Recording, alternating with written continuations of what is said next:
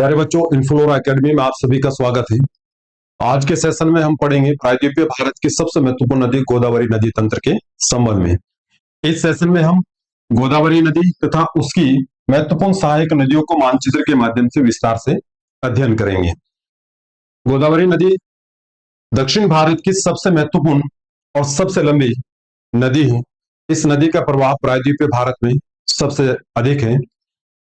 गोदावरी नदी महाराष्ट्र राज्य के नासिक जनपद के त्र्यंबक पहाड़ी से निकलती है।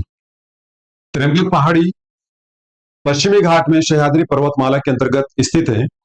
अपने उद्गम से निकलने के बाद यह नदी 1465 किलोमीटर का सफर तय करते हुए महाराष्ट्र राज्य, तेलंगाना और आंध्र प्रदेश तीन राज्यों में प्रवाहित होते हुए बंगाल की खाड़ी में गिरती है। यह नदी 1465 किलोमीटर की लंबाई के साथ भारत की गंगा के बाद दूसरी सबसे लंबी नदी है। इस नदी को दक्षिणी गंगा तथा वृहद गंगा के नाम से जाना जाता है।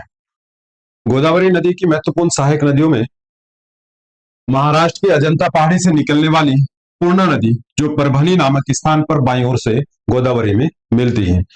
पूर्णा के बाद तीन नदियां संयुक्त रूप से बाईं ओर से गोदावरी में मिलती हैं, जिसमें सबसे महत्वपूर्ण नदी वर्धा नदी। वर्धा नदी मध्य प्रदेश के बैतूल जनपद में स्थित सतपुड़ा पर्वत रेंज से निकलती है। वर्धा नदी की महत्वपूर्ण सहायक नदियों में पैनगंगा, जो दाईं ओर से वर्धा नदी में मिलती है। पैनगंगा नदी भी अजंता पहाड़ी से निकलती है। पैनगंगा के बाद वर्धा नदी में बाईं ओर से मध्य प्रदेश के सिवनी जनपद से निकलने वाली वैनगंगा नदी चपराला नामक स्थान पर वर्धा से संगम बनाती है।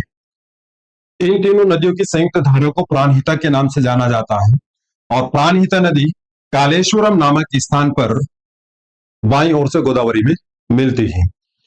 प्राणहिता के बाद में गोदावरी की सबसे महत्वपूर्ण और सबसे लंबी सहायक नदी मंजीरा नदी। मंजीरा नदी महाराष्ट्र राज्य के बालाघाट से निकलती है तथा तेलंगाना के बसारा नामक स्थान पर दाईं ओर से गोदावरी में मिल जाती है।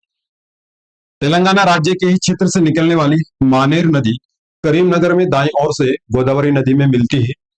मानेर के बाद ओडिशा राज्य के कालाहांडी नामक स्थान से निकलने वाली इंद्रावती नदी सोमनूर नामक स्थान पर बाईं ओर से गोदावरी में मिलती है। इंद्रावती के बाद ओडिशा राज्य के ही सिंकाराम पहाड़ी से निकलने वाली सबरी नामक नदी बाईं ओर से कुनावरम नामक स्थान पर गोदावरी में मिलती है। गोदावरी और उसकी सहायक नदियों के संबंध में आज के इस सेशन में हमने विस्तार से अध्ययन किया। उम्मीद करता हूं कि इस सेशन में गोदावरी नदी तंत्र के संबंध में आपके सभी डाउट क्लियर हो गए होंगे। आज के सेशन को हम यहीं पर समाप्त करते हैं।